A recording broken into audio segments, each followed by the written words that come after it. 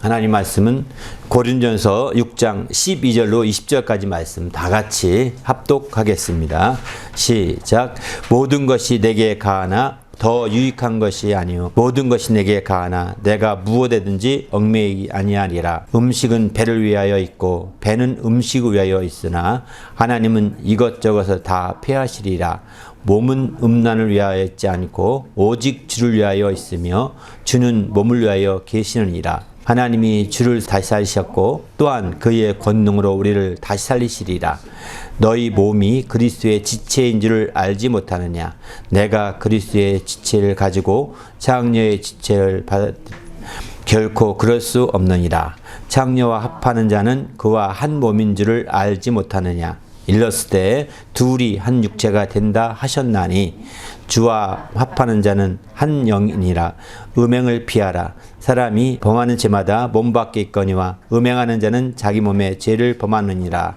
너희 몸은 너희가 하나님께로부터 받은 바 너희 가운데 계신 성령의 전인 줄을 알지 못하느냐. 너희는 너희 자신의 것이 아니니라. 값으로 산 것이니 그런즉 너희 몸으로 하나님께 영광을 돌리라. 아멘. 오늘 방어신앙이 무엇인가 계속 나누겠는데요. 방어신앙에 대해서 오늘 7번째로 방어신앙은 어디서 발휘해야 되느냐 이런 차원에서 말씀을 드리고자 합니다. 웨어에 대해서 초점을 두고 나누고자 합니다. 우리 그리스도인들은 우리 몸이 최후의 방어선이라고 보셔야 됩니다. 우리가 몸이 아니라 환경에서 방어선을 칠 수가 없다는 것입니다. 환경은 변하고 또 우리가 그 환경을 책임질 수가 없습니다. 오늘날에 많은 사람들이 환경보호론자에 나타나서 그리스도인 가운데도 환경보호론자가 나타나서 뭐 그 자체가 나쁘다고 평가할 수는 없겠지만 신앙적이라고 말하기는 어렵습니다. 그가 훌륭한 일을 하고 있는데 신앙적인 것은 아닌 거죠. 신앙은 우리 몸이 마지막 방어선으로 여기고 있는 거죠. 그렇기 때문에 우리의 몸을 통해서 정말 주의 뜻이 드러나고 우리 몸이 주님의 영광으로요 우리가 돌릴 수 있는 그 몸으로 사용될 수 있도록 이렇게 방어해야 된다는 겁니다. 우리 몸이 그저 하나의 세상의 속물로 몸을 사용하다가 끝나는 몸이 아니라 주님의 영광을 드리는 몸으로 사용될 수 있어야 되는 거죠. 주님의 거룩한 지체로 이렇게 되도록 몸을 방어하고 몸에서 우리가 최후의 방어선을 펼쳐야 되는 거죠. 몸까지는 뺏길 수가 없다는 것입니다. 환경은 다 접어주더라도 몸까지 내줄 수는 없는 겁니다. 그래서 우리 신앙적으로 최소한도로 몸은 우리가 방어해야 되겠다. 어디서 방어해야? 몸에서 방어해야 된다라고 이제 1차적으로 결론을 이렇게 말씀을 드리고 싶습니다. 로마서 8장 23절 이런 말씀을 합니다. 우리 곧 성령의 처음 입은 열매를 받은 우리까지도 속으로 탄식하며 양자될 것 곧 우리의 몸의 속량을 기다리느니라 이렇게 표현하죠. 이 표현이 재미있는데요. 우리는 성령의 처음 입은 열매가 그리스도인들이거든요. 그리스도인들은 지금 이 당시에는 핍박받는 시대입니다. 핍박받다 보니까 정말 이 핍박 속에서 주님의 구원의 날을 기다리고 있는 거거든요. 구원의 날을 기다리고 있는데 그 구원의 날을 기다린다는 표현을 우리의 몸의 속량을 기다린다 이렇게 표현하고 있습니다. 원래 속량이라는 것은 뭐냐면 종이 이제 빚을 많이 지게 되면 종으로 팔려가게 되거든요. 팔려가게 되는데 그 종의 신분에서 벗어나려면 해방되려면 그 팔려간 만큼 또 거기에 비용을 더 얹어줘서 바로 갚아야 됩니다. 그게 속량이라고 합니다. 그렇게 빚을 다 갚아야 종으로서의 벗어나게 되는 거거든요. 근데 이처럼 우리가 과거에 아담 이후에 범죄함으로 말미암아 죄의 종이 되었죠. 이 죄의 종이 되어서 육체까지도 죄의 종로 타고 살았었거든요. 그런데 이 주님의 구원을 통해서 속량을 통해서 죄값을 그 핏값을 주고 사신 거죠. 죄값을 다 치르고 사심으로 말미암아 속량한 겁니다. 이렇게 속량함으로 말미암아 구원받게 해주셨는데 이렇게 해서 마침내 우리의 몸의 구속을 기다리는 거죠. 바로 우리의 몸을 구원받은 자들은 이제 이 몸이 구원은 받았으나 여전히 핍박 가운데 있단 말이에요. 그죠? 여전히 환난 가운데 있단 말이에요. 그러다 보니까 우리가 구원을 받고 속량을 받아서 받은 자로 당당히 살지만 이 몸의 핍박과 환난 속에 도무지 움직이지 못하는 정말 이 아주 어려운 상황이 놓인 상황을 보면서 탄식한다라고 표현하고 있는 거죠. 오늘날 우리 팬데믹 때문에 제대로 못 움직일 때 얼마나 안타깝고 탄식하고 삽니까? 아이고 제발 좀 나가고 싶어. 이러지 않습니까? 지금이야 지금 많이 잦아져가지고 우리는 예배도 드릴 수 있고 다음 주부터 야외 예배를 드릴 수 있을 만큼 되어서 감사한데요. 그러나 그전에 우리가 1000명, 2000명이 온타리 좀 나올 때만 하더라도 상상을 못했잖아요. 어디 가더라도 진짜 남들 눈치가 보이고 다 서로가 눈치로 보이니까 압력이 되잖아요. 그래서 이런 압력 때문에 이 자식 꼼짝 못하는 겁니다. 이렇게 될 때 굉장히 속으로 탄식하는 거. 나 어디 가고 싶어. 놀러 좀 가고 싶어. 어디 뭐 한부 할게 좀 치고 싶어. 막 이런단 말이죠. 이런 것처럼 당시에 핍박 속에서 이제 그리스도인이 육신적으로는 영혼은 구원받아서 정말 구원받아서 행복해하지만 육신적으로는 딱 얽매여 있으니까 이런 탄식하면서 몸이 완전하게 이제 성량을 완전하게 되는 그날, 구원이 완전히 이루어지는 그날이겠죠. 그날을 기다린다는 것입니다.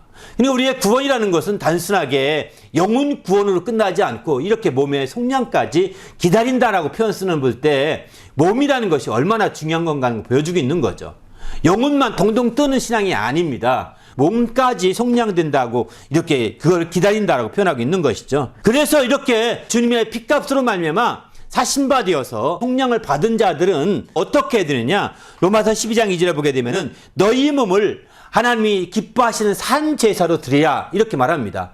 우리의 몸이 그저 단순하게 내가 즐기고 먹고 마시고 쉬고 하는 이런 몸이 아니라 주님의 산 제사로 드리라는 거예요. 바로 산 제물이 드리라는 것입니다. 산 제물로 드리라는 것이죠. 바로 영적 예배니라 이렇게 표현하고 있습니다. 그만큼 우리의 몸을 이제 주님의 산 제물로 드리는 영적 예배를 드려야 되는 거죠.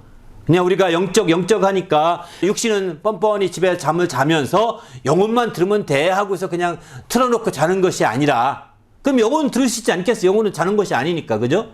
영혼이 드린 영적 예배에 몸이 함께 산 제물로 드려져야 된다는 겁니다.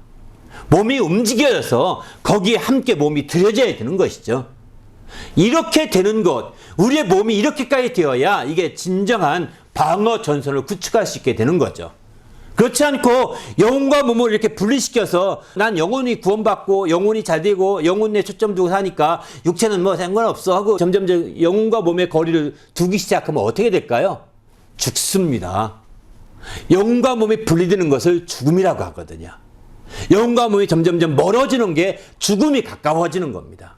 그렇기 때문에 우리는 주님 안에서 이런 정말 최후의 우리의 방어선을 몸으로 치고 그 몸 안에서 우리가 감당해야 되는 거죠. 그러면 몸이 방어선이라고 한다면 싸움터는 어디가 될까? 전쟁터는 마음판이 되는 겁니다. 마음판이 우리의 싸움터가 되는 거예요. 사단 같은 경우는 예수를 팔는 생각을 마음에 넣었더라. 유다의 마음에 넣었더라. 마음에서 싸우는 거예요. 환경에서 막 사단과 싸우는 게 아닙니다. 마음에 생각을 집어넣었더라. 이러지 않습니까?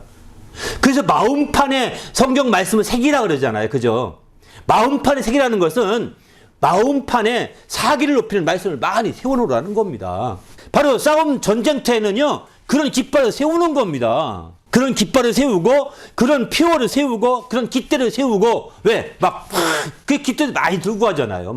사기를 높이는 깃대를 들고, 거기에 용을 그려서 사람들이 그 싸움에 사기를 높이는 그런 거거든요. 그럼 우리 신앙의 사기를 높이는 길이 뭘까요? 우리 마음판에 말씀을 새기는 겁니다. 할렐루야.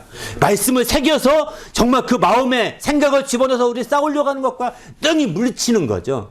이렇게 해서 마음을 다스리는 자, 마음을 제하는 자는 성을 견고히 지키는 것 같다라고 이렇게 잠언 25장 28절에 이렇게 말하겠죠. 사실 25장 28절은 완전히 거꾸로 말했는데 자기 마음을 제거하지 아니하는 자는 성읍이 무너지고 성벽이 없는 자 같다 이러잖아요. 그럼 반대로 자기 마음을 제어하는 자, 마음판에 말씀을 새겨서 제하는 자는 성벽을 세우고 성읍이 거쳐 세워진 것과 똑같은 거죠. 성벽이 튼튼한 국. 그러나 마음에 근심이 가득 차면 어떻게 될까요? 그것은 바로 성벽에 구멍 뚫어진 것과 똑같은 것입니다. 그래서 잠언에 이런 말씀을 합니다. 17장 20분 마음의 즐거움은 양약이라도 심령의 근심은 뼈를 마르게 한다. 이렇게 말합니다. 뼈를 마르게 하고 왜 뼈를 마르게 하느냐? 잠언 12장 25절은 근심이 사람의 마음에 있으면 그것으로 번뇌케 하기 때문에 뼈를 마르게 한다는 겁니다. 이렇게 뼈를 마르게 해서 마치 몸을 상하게 하는 거죠. 여러분 아무리 마음판에 마음만 있어도요 몸이 아프고 몸이 질병이 있거나 건강하지 못한 사람들이요 이 영적 싸움에 패하기 쉽습니다. 왜? 성벽이 이미 흠이 많이 있다는 거거든요. 건강한 사람들은 마음도 건강합니다. 방어선인 성벽과 같은 역할을 하는 거죠. 그렇기 때문에 우리가 우리의 몸을 소중히 여기고 귀하게 여길 수 있어야 되는 거죠. 그래서 이제 그것을 귀하게 여기면 어떻게 귀하게 여기느냐? 마음을 다스려야 된다는 것입니다. 마음을 지배해야 된다는 거예요. 더 나가서 우리 몸을 더 온전하게 더 귀하게 성벽을 보존하려면 바로 그 성벽의 지체 중에서 더 잘 보호할 것이 있는데 그건 뭐냐면 입이라는 것입니다. 성벽에서도 약한 데가 있지 않습니까? 많은 성을 높은 성을 쌓지만 약한 부분을 적군이 쳐들어오지 않습니까? 이렇게 하듯이 우리의 몸 가운데서도 약한 부분이 어디 입이라는 거예요. 다른 어디보다도. 그래서 입을 지키라고 얘기합니다. 입을 지키는 자는 자기 생명을 보존한다라고 이렇게 잠언 13장 3절은 그렇게 표현하고 있습니다. 입을 지키는. 입을 지키되 혀가 작은 지체로 돼 불사르는 지옥불이 나오는 게 혀라고 야고보 3장 6절에 이렇게 말하고 있지 않습니까? 이런 측면에서 볼 때 우리가 정말 입을 지켜서 실수가 없는 자, 이런 자가 온전한 자라고 말하겠는 거. 그게 온전한 성벽이 되는 것이죠. 우리도 이제 자기 몸을 지키되 입을 지키시길 바랍니다. 할렐루야. 입을 지키지 못해서 오히려 화를 자초하는 자가 되면 안 되는 거죠. 시편 141편 3절도 보게 되면은 여호와여 내 입에 파수꾼을 세우시고 내 입술의 문을 지키소서 이렇게 말합니다. 얼마나 뭐했으면 입술에 파수꾼을 세워달라고 하겠어요. 입은 마치 문과 같은데 문이 열리면 다 깨지잖아요. 성벽의 문과 같은데.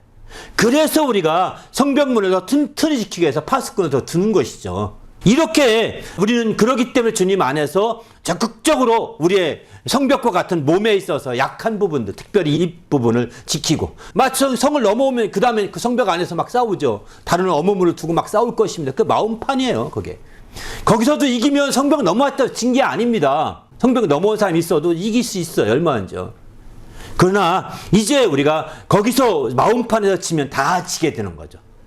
마음에서 벌써 지게 되면 모든 게 다 무너지는 거예요. 마음을 지어가지면 성벽을 다 무너지는 거예요. 반대로 마음을 잘 다스리는 자는 많은 성을 빼앗는 것보다 낫다라고 이렇게 이론도 표현하죠. 잠언 16장 32절에. 그런 차원에서 볼 때 우리 자신이 정말 마음을 다스리는 것이 얼마나 중요한 건가 하는 것을 잘 보여줍니다. 그러면 왜 이렇게 우리가 우리의 몸을 이렇게 보호하려고 방어하려고 몸부림쳐야 될까요? 그것은 오늘 본문에 잘 말하고 있습니다. 오늘 본문에 19절 20절 말씀을 다시 한번 읽겠습니다. 오늘 본문의 19절과 20절입니다. 다 같이 읽겠습니다. 시작. 너희 몸은 너희가 하나님께로부터 받은 바 너희 가운데서 계신 성전의 전인 줄 알지 못하느냐. 너희는 너희 자신의 것이 아니라 값으로 산 것이 되었으니 그런즉 너희 몸으로 하나님께 영광을 돌리라. 바로 우리가 우리의 몸을 보호할 이유가 있습니다. 내 몸이 아니기 때문입니다. 첫 번째는. 내 몸이라면 내가 마음대로 써도 돼요. 내가 졸리면 자도 돼요. 내 몸이면. 내가 편하게 싶으면 편하게 막 누우면 돼요. 내 몸이면. 내 몸이니까. 근데 이제 우리가 구원받은 자들은 예수의 피값으로 속량을 받은 자들은 내 몸이 내 것이 아니라는 겁니다. 이걸 믿으십니까? 내 것이 아니라 너희 것이 아니라 값으로 산 것이 되었다는 것입니다. 바로 주님 것이라는 거죠. 내 몸이 내 것이 아니라 주님 것이기 때문에 지켜야 되는 거예요. 과거 내가 내 것을 내 몸으로 생각할 때, 내 몸을 내 것으로 생각할 때는 내가 지키지 못해서 죄의 종이 되었었습니다. 하지만 이제 내 몸을 내 것으로 여기지 아니하고 주님의 것으로 알고 우리는 더 깨워서 지켜야 되는 거죠. 그래서 마침내 주님 것이기 때문에 너희 몸으로 하나님께 영광을 돌리라 이렇게 말합니다. 그렇습니다. 우리가 다른 데는 모르겠지만 정말 방어전선을 저 땅끝까지 안 가고 방어전선을 이 토론토까지 안 가고 방어전선을 내 몸으로 1차적으로 말씀드리는 것은 바로 내 몸으로 영광을 돌리기 위해서인 거죠. 이 육신적인 환경에서 방어전선을 피면은 한계가 있습니다. 거기는 막는 데 한계가 있는 방어신앙에 문제가 있는 거예요. 세상의 이단들은 바로 그렇게 땅에다가 방어전선을 피려고 하거든요. 이단들은 그래서 다 자기의 집단지를 만듭니다. 집단촌을 만듭니다. 공통적이에요. 다 돈을 끌고 모아가지고 교주가 뭐 자기 챙기려고 그런 거겠죠. 땅을 사가지고 다 집단 이주지를 만듭니다. 그래서 거기야 들어야 구원받는다 이럽니다. 말이 아닙니다. 거짓말입니다. 우리는 지금 그렇게 이 땅이 아니라 이 땅입니다. 이 땅. 이 몸의 땅을 우린 방어선을 쳐야 합니다. 여기는 빼앗길 수 있는 마지막 보루입니다. 여기는 최후의 진지입니다. 이 진지를 확보하지 못하면 나는 신앙을 보존할 수도 없고 내 방어 신앙은 다 무너지게 됩니다. 이제 우리 모두가 정말 우리의 몸, 더구나 왜 이렇게 해야 될 이유는 내 몸이 내 것이 아니기 때문에, 주님이 핏값 산 것이기 때문에 그렇습니다. 내 것이라면 내 마음대로 굴릴 수 있을 것입니다. 그러나 내 마음대로 굴릴 수가 없는 그것은 핏값 산 주님 것이기 때문에 이제 주님 것으로 하나님께 그 몸을 통하여 영광을 돌리는 것이 우리가 해야 될 가장 중요한 사명이 된 것이죠. 우리 모두도 이런 주의 놀라운 우리의 몸을 보항함으로 말미암아 정말 이렇게 주님께 영광 돌리며 이렇게 도약할 수 있는 성도가 되시기를 예수님의 이름으로 축원합니다. 할렐루야. 그런데 성경에 보게 되면 이렇게 몸이라고 한 표현이 우리 몸만 있는 것이 아닙니다. 두 개가 더 있습니다. 하나는 가정을 몸이라고 비유하고 있습니다. 또 한 가지는 교회를 몸이라고 비유하고 있습니다. 가정을 몸, 교회를. 가정이 어떻게 몸일까요? 가정은 주님이 만든 몸을 보호하는 또 다른 진지로 가정을 만들어 주신 겁니다. 이건 몸을 만든 이후에 얼마 지나지 않아서 만든 최초로 만든 진지예요. 주님이 더 우리 몸을 우리를 보호하기 위해서. 그래서 부부가 연합하여 한 몸이 되게 한다고 그러지 않습니까? 창세기 2장 24절 보게 되면은 아담과 하와를 창조하고 마침내 그 둘이 합하여 한 몸에 이룰지로다 라고 창세기 2장 24절에 이렇게 말씀하거든요. 근데 예수께서 마지막 마태복음에 보게 되면 이제 나중에 더 덧붙여서 말씀하십니다. 이제는 이 둘이 하나가 아니요 둘이니 이제는 나는 아무도 이 한 몸에서 나누지 못한다라고 딱 이렇게 선언하고 있습니다. 더 창세기 2장 24절을 더 강화시킨 거죠. 예수님 말씀은. 더 강화시킨 말씀이기 때문에 바로 한 몸이라는 개념의 의미를 더 예수님을 강조하고 있다는 것입니다.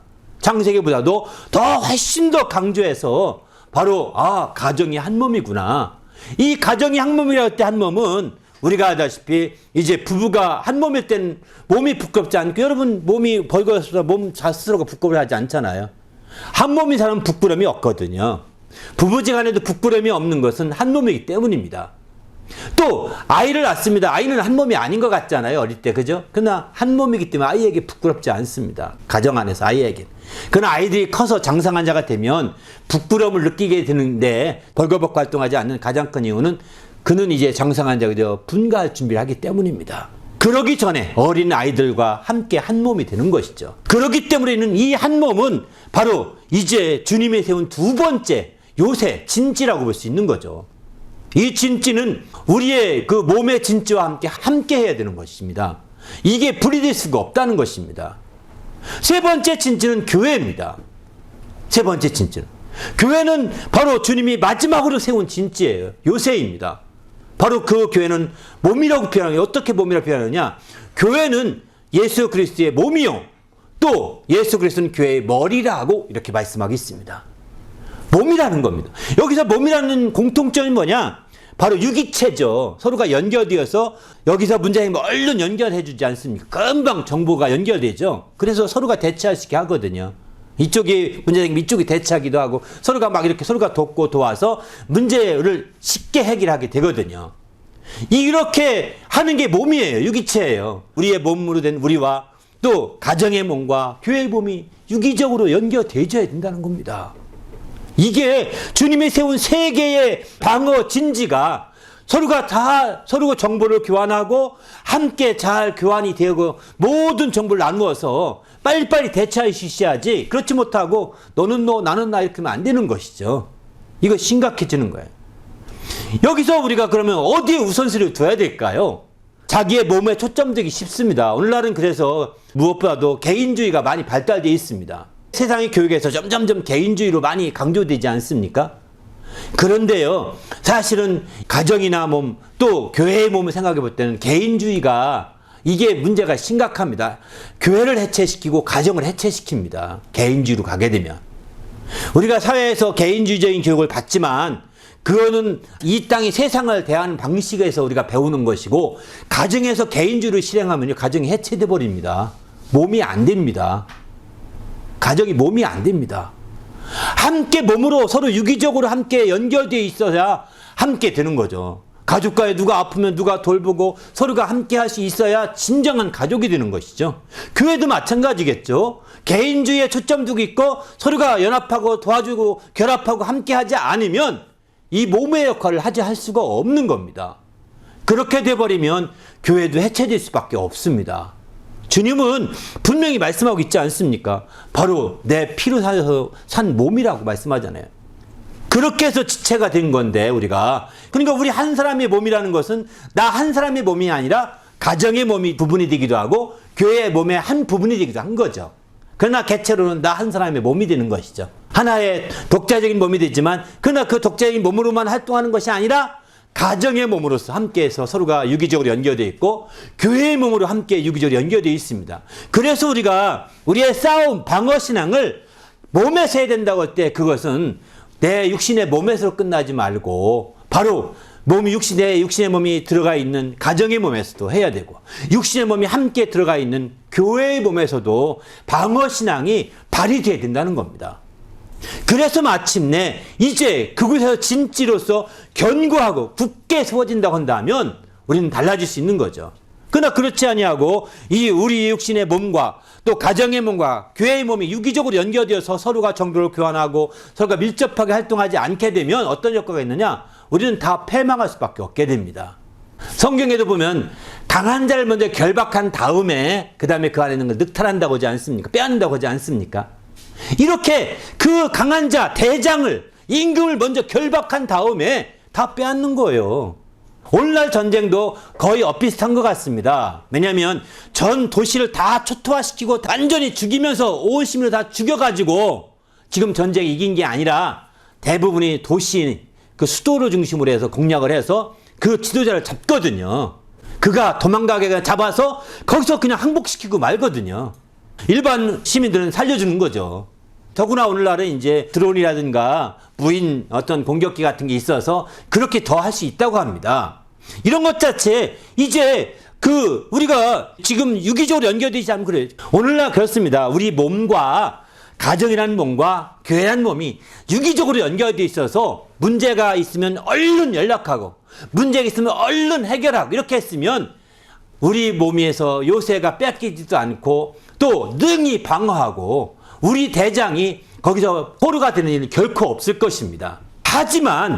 하지만 이제 우리가 몸 따로 가정 따로 교회 따로 다 제각각 정보를 교환하지 아니하고 또 제각각 나누지 아니하고 어려움이 있으면 나누지 못하고 이렇게 하고 나면 이제 원수들은 그 사이를 비집고 들어와가지고 대장만 공략하는 거죠. 그래서 마침내 거기를 포위해가지고 한 곳만 집중 공략하니까 항복하기 쉬운 상황이 되지 않겠습니까? 그렇기 때문에 우리가 지금 이 하나님이 세우신 새 진지를 우리는 확실하게 사수해야 되겠다는 것입니다. 먼저는 우리 몸이요.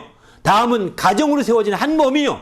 또 교회로 세워진 주님의 몸을 우리가 사수함으로 말미암아 이렇게 우리가 세워나갈 때 하나님의 놀라운 역사를 이룰 수가 있는 거죠. 그렇지 않게 되면 우리는 주님 앞에서 이제 우리가 하는 일들이 원수에게 그 사이가 아주 완전히 공략되어서 완전히 우리는 다 의미가 없어져요. 제각기 싸워야 되는 격이 되는 거죠.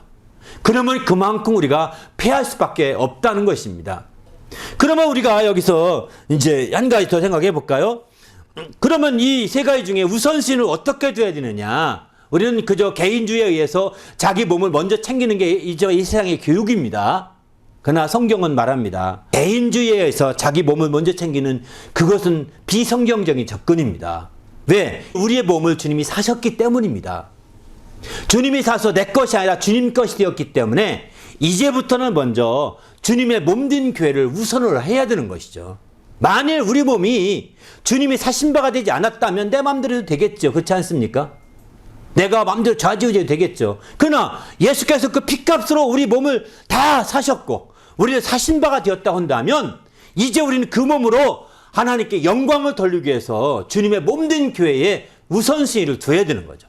이렇게 들 때에 하나님을 기쁘시게 하는. 그래서 성경은 누구보다도 주의 몸된 교회를 위해서 순교한 죽은 자들, 자기 목숨까지 몸을 다 버린 자들을 최고로 여기지 않습니까?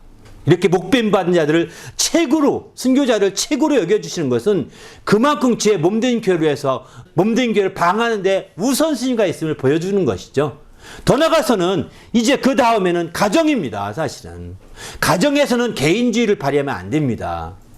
가족끼리 개인주의를 발휘하면 가정이 해체됩니다. 이 세상 교육이 얼마나 잘못됐는지 개인주의가 가정에 발휘되게 만들었습니다. 그리고 가정에서는 무대책이에요. 그 세상에 가르친 자녀 교육의 개인주의 교육을 내버려 두지 교정시켜주지 않습니다. 수정해주지 않습니다. 부모님들이 수정해 주셔야 됩니다. 그걸 바꿔주셔야 되는 거예요. 사회에서는 개인주의적으로 살아야 된다. 그러나 교회 가정은 개인주의가 결코 아니다. 개인주의가 되면 가정이 해체된다. 제각각입니다. 더구나 오늘날 문명의 이도 다 제각각 개인주의로 흘러가게 만들거든요.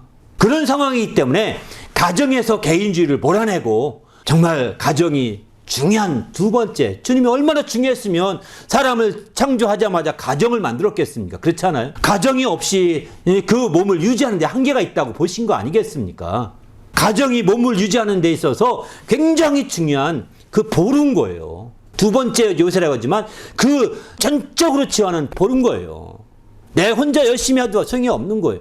가정이 함께 지킬 때 더 놀라운 역사가 있는 거죠. 그래서 가정에서는 여러분 개인주의로 나가지 마십시오. 정말 전 가정에서 개인주의로 나가는 것은 비성경일 뿐만 아니라 망하는 길로 가는 것입니다. 가정은 존재하지 않게 됩니다. 가족 간에는 정말 한 몸이기 때문에 유기적으로 서로 나누고 얘기해서 함께 풀어가야 됩니다. 그래서 마침내 정보가 공유될 때 악한 자들에게 정말 우리 신앙이 농락당하지 않을 수 있게 됩니다. 그런 대표적인 데가 누구냐? 유대인들이죠.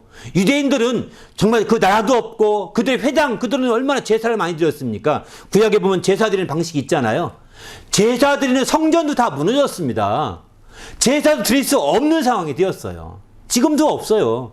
그렇게 되니 가장 중요하게 여겼던 그런 모든 게 다 없어진 상황에서도 그들은 지금까지 그 신앙을 유지하거든요. 수천 년 동안 떠돌이하면서 신앙을 유지하거든요. 왜 이럴까요? 가정의 몸을 유지했기 때문입니다. 가정의 몸. 그래서 가정의 몸만큼은 철저히 유지하는 거예요. 우리도 가정을 지키십시다. 할렐루야. 적극적으로 해야 될 일입니다. 여기서 가인주의를 철저히 배격하고 서로가 가족 간에 서로를 사랑하고 우애하는 것이 필요한 거죠. 어떻게 가정을 몸을 방어하느냐? 사랑과 순종의 관계라고 합니다. 사랑과 순종의 관계. 고린도 3장 18절부터 21절까지 보게 되면은 아내들아 남편에게 복종하라. 이게 마땅하다. 이렇게 말하죠. 남편들아 아내를 괴롭게 하지 말랍니다. 아내를 괴롭게 하나 봅니다. 사랑하여서 어떻게 괴롭게 하지 않으면 사랑해야 된다는 겁니다. 또 자녀들아 아비에게 순종해라. 이게 주님을 기쁘게 하는 거랍니다. 또 아비들아 자녀를 노엽게 하지 말라. 괴롭게 하보다 노엽게 하지 말라. 자녀를 살살 긋고 이렇게 하지 말라는 겁니다. 부모가 자녀를 승질 돋굴 때가 있잖아요. 비꼬면서 이렇게 할 때가 있는데 그렇게 하지 말라. 그들의 마음이 낙심할까 걱정된다는 거예요. 이렇게 이 관계를 보면 사랑과 순종의 관계도 다 모아질 수 있습니다. 이런 관계로 발전시켜 나가면 가정이 똘똘 뭉쳐질 수 있는 거죠. 할렐루야. 가정의 진지를 지키십시다. 할렐루야. 그래서 이제 마침내 이렇게 방어 신앙을 통하여 우리의 몸을 지킴으로 말미암아 이제 우리가 도약할 수 있게 되는 거죠. 어떻게 도약하게 될까요? 성경은 이런 말씀을 합니다. 고린도 후서 5장 10절에 보면은 우리는 다 그리스도의 심판대 앞에 나타나게 되어 각각 선악간에 그 몸으로 행한 것들을 따라 받으려 함이라. 몸으로 행한 것들을 따라 받는다는 겁니다. 우리가 몸을 지키고 자기 몸을 지키는 것, 신앙으로 지키는 것도 다 행한 대로 갚아주시고 가정의 몸을 신앙적으로 지키는 것도 다 갚아주시고 교회의 몸을 신앙적으로 지킨 것도 다 갚아주실 것입니다. 몸으로 행한 것은 다 갚아받는다는 거예요. 그리고 또 더 나가서는 빌립보 3장 21절에 보게 되면은 이런 말씀을 합니다. 이제 우리의 낮은 몸을 자기 영광의 몸의 형체와 같이 변하게 하시고 주님과 함께 영광에 참여하는 자가 되는 것이죠. 우리의 낮은 몸, 이 육신의 몸이 낮은 몸이거든요. 이렇게 몸으로 행한 걸 다 받게 하셔서 이런 낮은 몸을 낮은 몸으로 두지 아니하시고 주님의 영광의 몸과 같은 형체로 변하게 하시고 주님의 영광에 함께 참여할 수 있게 하는, 이게 바로 도약이지 않겠습니까? 방어신앙을 전하게 되면 이처럼 도약할 수 있습니다. 우리 모두도 방어신앙을 잘해서 한 단계 더 도약하고 두 단계 더 도약하는 성도가 되시길 바랍니다. 그래서 주님의 영광의 주에 그 정말 형체와 같이 변하고 또 영광의 주님과 함께 영광을 누리는 그런 성도가 되시기를 예수님의 이름으로 축원합니다. 할렐루야. 함께 기도할 때 하나님, 내가 철저히 이런 방어신앙을 통해서 우리 신령이 새롭게 되게 하시되 우리의 몸을 방어하고 우리 가정의 몸을 방어하고 교회의 몸을 방어함으로 말미암아 하나님의 큰 영광을 드러낼 수 있도록 인도해 달라고 간절히 합심해서 기도하겠습니다.